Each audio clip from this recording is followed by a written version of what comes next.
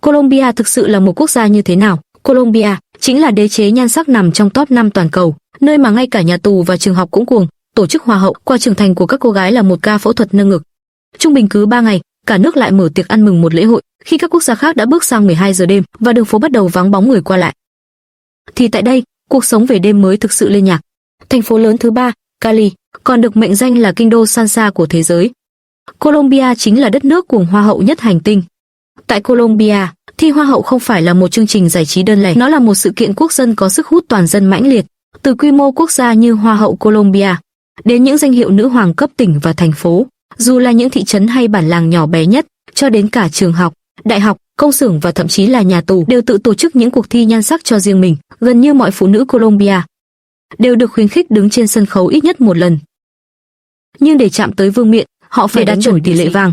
Vô số thí sinh đã tìm đến phẫu thuật thẩm mỹ. Chính vì thế, Colombia dẫn đầu thế giới về tỷ lệ người can thiệp dao kéo 28,01, 02,1, đặc biệt là các ca nâng ngực và nâng mông 1 phút 3 giây 500 tại các thành phố như Medellin hay Cali. Chỉnh sửa nhan sắc cũng phổ biến như đi cắt tóc vậy. Rất nhiều gia đình chọn phẫu thuật thẩm mỹ làm món quà cho con gái nhân dịp lễ trưởng thành 15 tuổi hoặc là phần thưởng tốt nghiệp đại học. Tại sao người Colombia lại ám ảnh với việc thi hoa hậu đến thế? Vào nửa cuối thế kỷ trước, Colombia từng bị thế giới gán về chiến tranh và những cuộc xung đột vũ trang tàn khốc. Trong bối cảnh đen tối đó, các hoa hậu đã trở thành những đại sứ hình ảnh của quốc gia. Vẻ đẹp Colombia tỏa sáng rực rỡ tại Miss Universe, Miss World và các đấu trường quốc tế khác. Sự thanh lịch, trí tuệ và nhan sắc của họ đã cho thế giới thấy một diện mạo tích cực. Một mặt tươi đẹp của đất nước này, mỗi lần chiếc vương miện được trao là một lần lòng tự tôn dân tộc được vực dậy mạnh mẽ. Đó là đòn đáp trả đanh thép vào những định kiến xấu xa. Colombia ngày nay, gần như mọi lễ hội đều tôn vinh một nữ vương. Họ là biểu tượng và là linh hồn của mọi hoạt động kỷ niệm. Khoảnh khắc đăng quang của các nữ vương, những buổi diễu hành rầm rộ, luôn là tâm điểm khiến không khí bùng nổ. Tại Colombia, mỗi năm có hơn 100 lễ hội lớn, được quốc gia chính thức công nhận. Đây là nơi có mật độ lễ hội cao nhất hành tinh. Trung bình chỉ mất 3 đến 4 ngày để bạn bắt gặp một bữa tiệc quy mô lớn tại đây. Khi lễ hội bắt đầu, trường học, các cửa hàng cũng ngừng kinh doanh. Từ những cụ già tóc bạc 80 tuổi đến những em bé vừa mới chập chững biết đi, tất cả mọi người đều tràn ra đường phố để hòa mình vào không khí ăn mừng cuồng nhiệt. Thậm chí còn điên rồ hơn, người Colombia không cần phải đợi đến những kỳ nghỉ lễ chính thống.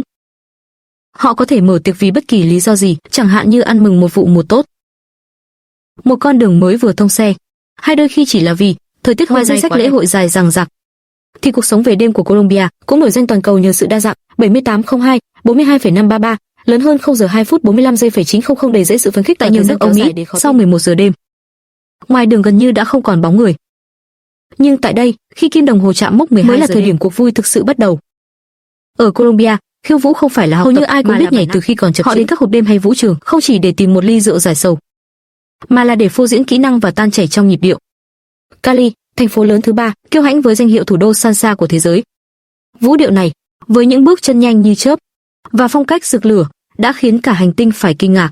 Vậy vùng đất đầy năng lượng này nằm ở đâu trên bản đồ? Colombia án ngữ phía Bắc Nam Mỹ, tiếp giáp với Venezuela, Brazil, Ecuador, Peru và Panama. Đây là quốc gia hiếm hoi sở hữu cả hai bờ biển Thái Bình Dương xanh thẳm và biển Caribe với diện tích khoảng 1,14 triệu km vuông. Quốc gia này rộng lớn gần bằng 3,5 lần diện tích Việt Nam, dân số chạm mốc 52 triệu người, biến nơi đây thành cường quốc dân số thứ 2 Nam Mỹ, chỉ sau Brazil. Thủ đô Bogota, trái tim của đất nước, là nơi trú ngụ của 10 triệu dân. Nơi đây cất giữ kho báu khổng lồ với hơn 34.000 cổ vật bằng vàng, xứng danh với tên gọi thành phố vàng. Nhưng Colombia cũng có những thái cực vô cùng kỳ lạ. Nếu Bogota là vàng, thì Medellin, thành phố lớn lại được coi là thủ phủ giày siêu cấp của thế giới. Tại đây tồn tại một ngành chuyên sản xuất các loại giày thể thao hàng hiệu giả chất lượng cao. Độ tinh xảo lớn đến mức ngay cả các chuyên gia cũng phải ngả mũ chào thua. Colombia không thiếu tài nguyên quý giá, họ là ông vua sản xuất ngọc lục bảo, Emerald, cao cấp nhất hành tinh, sản lượng tại đây chiếm tới 50% đến 70% toàn cầu. Ngọc lục bảo Colombia nổi danh nhờ sắc xanh thẳm huyền bí và độ tinh khiết hoàn hảo, được giới mộ điệu công nhận là tiêu chuẩn đỉnh cao nhất, nhưng đó chưa phải là tất cả về kho báu của họ. Colombia còn là nhà xuất khẩu sở hữu trữ lượng than lớn nhất khu vực Mỹ Latin. Cùng với đó là nguồn dầu mỏ dồi dào, khí đốt tự nhiên và các mỏ kim loại màu quý hiếm. Tuy nhiên giàu có đến mức đáng ghen tị là vậy, nhưng cái giá phải trả lại quá đắt. Trong suốt nhiều thập kỷ qua, quốc gia này luôn bị bủa vây bởi một bóng ma, đó chính là độc dược, ma túy. Nó kéo theo những băng đảng tội phạm tàn khốc và những cuộc xung đột vũ trang không hồi kết. Đỉnh điểm là những năm 80 và 90, đế chế ma túy Medellin do Pablo Escobar cầm đầu đã biến Colombia thành trung tâm giao dịch cocaine của toàn thế giới, gây ra những thảm kịch kinh hoàng. Bước sang thế kỷ 21, nền kinh tế này đang ở đâu? Colombia hiện là nền kinh tế lớn thứ 4 tại Mỹ Latin, Vào năm 2024, tổng GDP danh nghĩa đạt khoảng 406,8 tỷ USD. Thu nhập bình quân đầu người xấp xỉ 7.848 đô la Mỹ, một quốc gia đang phát triển đầy tiềm năng nhưng cũng lắm thách thức, nông nghiệp và khai khoáng vẫn là trụ cột vững chắc và động cơ xuất khẩu chính của cả đất nước.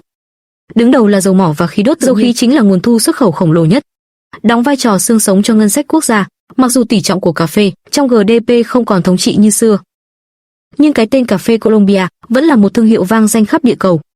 Nhắc đến hương vị đỉnh cao, thế giới đây sở hữu những hạt cà phê được đánh giá là hào hạng nhất thế giới. Hình ảnh Juan Valdez đội mũ vai đeo túi da, dắt theo chú lừa nhỏ lừng danh, là đại sứ của liên đoàn những người trồng cà phê quốc gia Colombia. Đây là một trong những thương hiệu nông sản thành công nhất lịch sử và cũng là tấm danh thiếp của đất nước này. Vùng cảnh quan văn hóa cà phê Colombia thậm chí đã được UNESCO công nhận là di sản thế giới. Colombia còn là quốc gia xuất khẩu hoa tươi lớn thứ 2 thế giới, chỉ sau Hà Lan. Thị trường tiêu thụ chính của họ là Hoa Kỳ. Tuy nhiên, ngành sản xuất tại đây còn khá mỏng, chủ yếu tập trung vào chế biến thô và đáp ứng nhu cầu nội địa là chính. Sự phân hóa giàu nghèo ở đây thực sự đáng kinh ngạc. Năm 2024, mức lương tháng trung bình sau thuế rơi vào khoảng 1,8 triệu đến 2,5 triệu peso, tương đương khoảng 10,5 triệu đến 14,5 triệu Việt Nam đồng. Ở các thành phố lớn, một nhân viên văn phòng trẻ có bằng đại học có thể kiếm được từ 17,5 triệu đến hơn 29 triệu Việt Nam đồng. Trong khi đó, nhân viên bán lẻ, phục vụ nhà hàng hay bảo vệ chỉ có thu nhập quanh mức 7,7 triệu Việt Nam đồng mỗi tháng. Đối với một người độc thân sống tại các đô thị trọng điểm của Colombia, nếu thu nhập đạt mốc 24 triệu đến 42 triệu Việt Nam đồng, họ sẽ có một cuộc sống vô cùng dư dả. Tài nguyên du lịch của Colombia thì phong phú đến khó tin. Cartagena được mệnh danh là viên ngọc vùng Caribe. Thành phố cổ này đã được UNESCO vinh danh là di sản thế giới và là thỏi nam châm thu hút khách du lịch số 1. Dạo bước trong khu phố cổ được bao quanh bởi thành lũy, bạn sẽ choáng ngợp trước những tòa nhà thuộc địa đầy sắc màu, những ban công rực rỡ sắc hoa giấy, cùng những quảng trường và thánh đường uy nghiêm. Ngồi xe ngựa băng qua những con phố lát đá cuội, cảm giác như bạn vừa xuyên không về thời kỳ thuộc địa Tây Ban Nha. Đừng quên thưởng ngoạn hoàng hôn Caribe trên mặt thành, len lỏi vào khu phố Gethsemane đầy nghệ thuật, hay khám phá pháo đài San Felipe de Barajas hùng vĩ. Tất cả đều là những trải nghiệm phải thử khi đặt chân đến đây. Tiếp theo là El Peoler, đây là một tảng đá granite nguyên khối nặng hàng chục triệu tấn, với độ cao sừng sững khoảng 200 mét giữa đất trời. Bạn phải chinh phục 740 bậc thang ngoằn ngoèo hình chữ Z.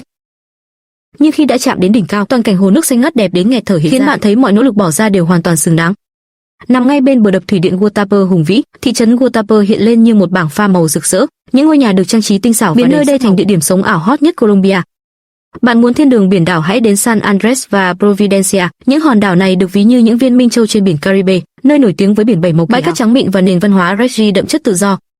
Tại đảo San Andres, bạn có thể thuê một chiếc xe thong dong dạo quanh đảo để tận hưởng làn gió biển, hoặc ghé thăm Johnny Cay để lặn ngắm san hô, đắm mình trong thế giới của những đàn cá và san hô rực rỡ, hay tìm về sự tĩnh lặng nguyên sơ tại đảo Providencia, nơi thời gian như ngừng trôi giữa khung cảnh Colombia, quốc gia từng là hiện thân của bóng tối, của ma túy và những vòng xoáy bạo lực tàn khốc, giờ đây đã thực sự lật sang một chương mới đầy hy vọng. Nơi này có thể chưa hoàn nhưng nó chân thực đến lạ kỳ, trên quá khứ thăng trầm và đầy vết sẹo đã nhào nặn nên một Colombia tràn đầy sức sống của ngày hôm nay. Bên cạnh mỗi vết thương xưa cũ, một bông hoa rực rỡ hơn đã bắt đầu nảy nở. Nếu có một cơ hội, liệu bạn có chọn đến Colombia để trải nghiệm cơn sốt hoa hậu này không?